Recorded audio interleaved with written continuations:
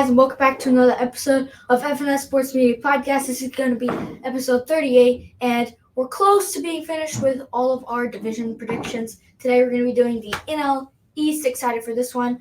But yeah, we're second. We're almost done with them.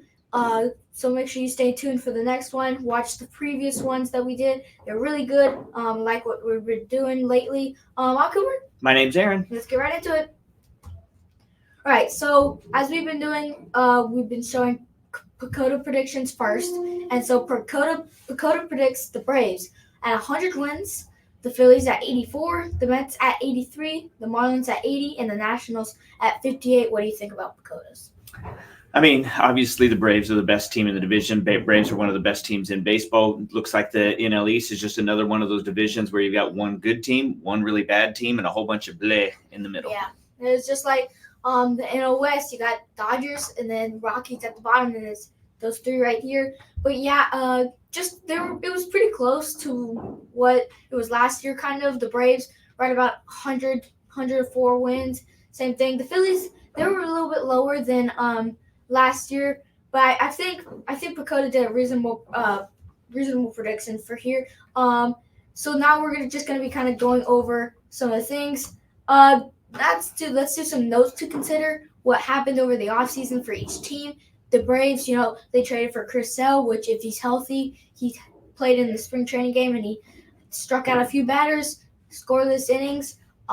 He was doing really good. If he can stay healthy, that's another great pitcher to pair with Spencer Strider for the Braves. Yeah, I think there was a great signing or a great trade for the Braves, just to make sure that they're bringing in extra backup ways to strengthen that rotation to try to keep up with the Dodgers in the National League.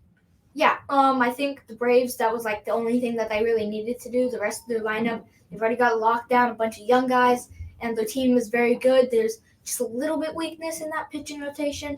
And they got Chris Sale. There's still a little bit of weakness there. You can kind of see it. But the Braves are now a really, really good team. The Phillies, not much. They re-signed Aaron Nola, which we all kind of figured they would. They also signed Whit Merrifield, All-Star. He was an All-Star in previous years. Not a huge signing, but it'll definitely boost the Phillies lineup.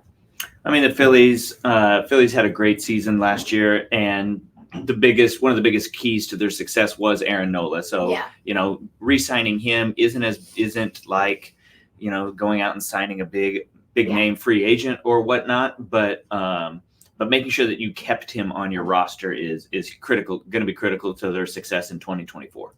Yeah, the Marlins, they snuck into the playoffs last year. They didn't do much, but they did sneak into the playoffs.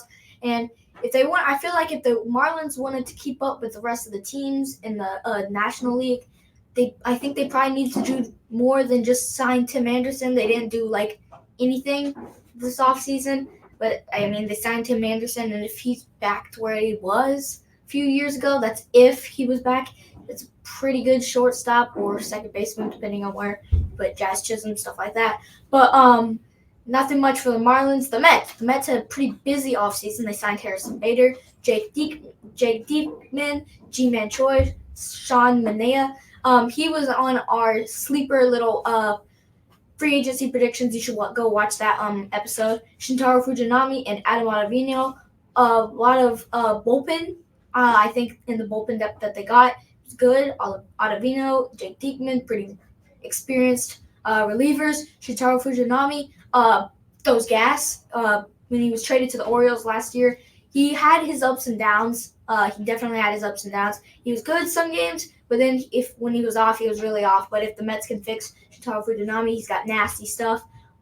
Pretty good. And then Ji-Man Choi, when he comes back, if he's healthy, he's pretty good. And then Harrison Bader is just kind of that veteran in the outfield. Yeah, they signed a bunch of guys, but none of them are going to stand. None of them pop off the page at you as anything that is going to bring the Mets anywhere near a division title. So they addressed some of the needs that they have. Hopefully that they're trying to make that slow and steady approach to improvement instead of trying to jump back in and go for it with a lot of big money.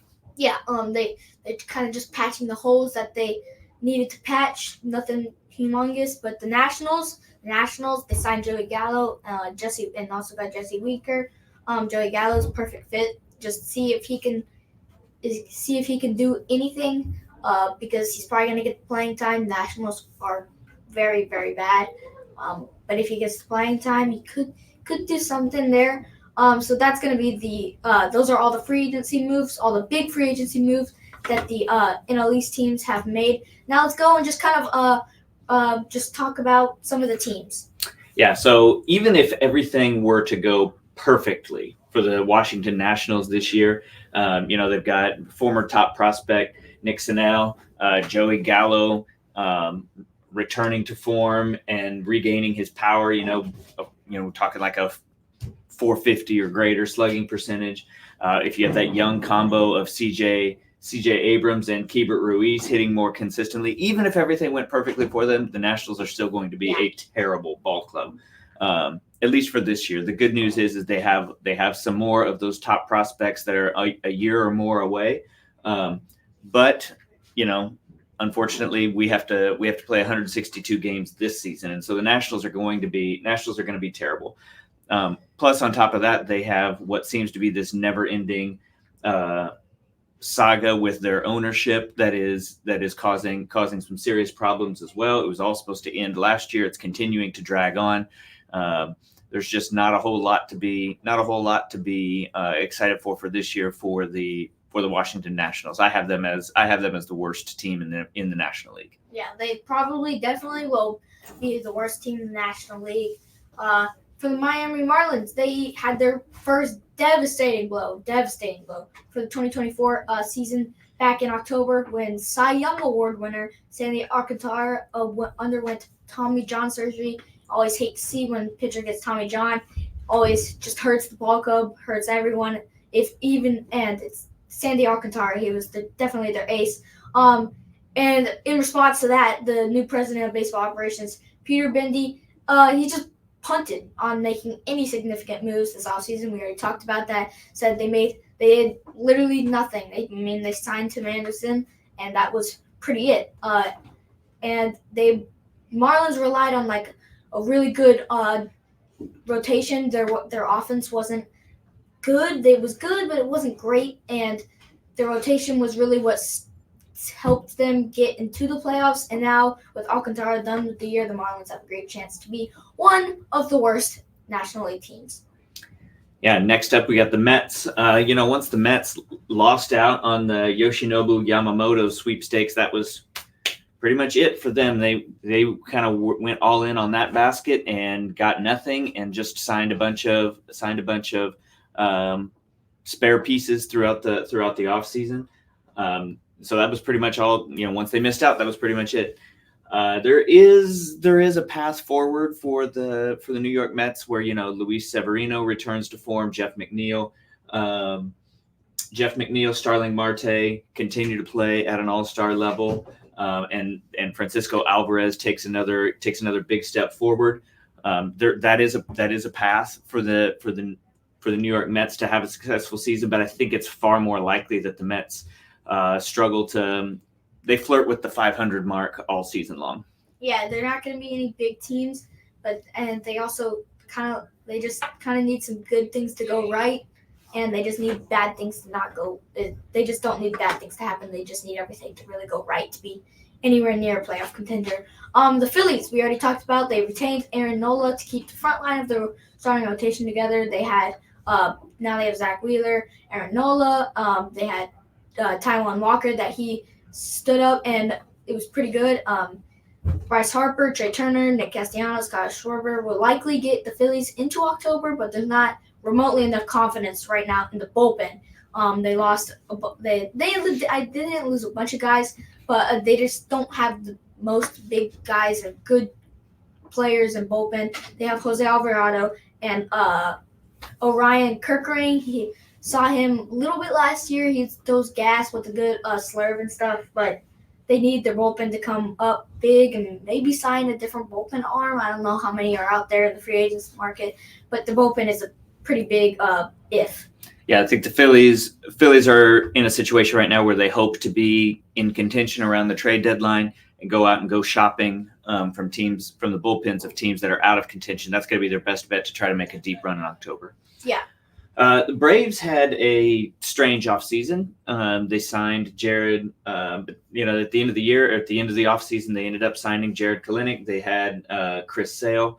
There's obviously a lot of massive injury risk with Chris Sale, but he could be that missing piece in the Braves rotation if he can avoid more injury setbacks. Even if he doesn't, and even if Jared Kelenic can't turn back into the player that made him one of the best prospects in baseball, Atlanta is loaded. Atlanta was loaded regardless, and Atlanta's going to challenge the Dodgers for the National League pennant. I think they're going to be one of the best teams in all of baseball. Yeah. So that was kind of just recapping the team stuff, what's just happened, and what is going on with the teams, what writers think about the players. Now let's get into our projections. I'll go first. This is a no-brainer for number one. Everyone has to have the Braves going number one.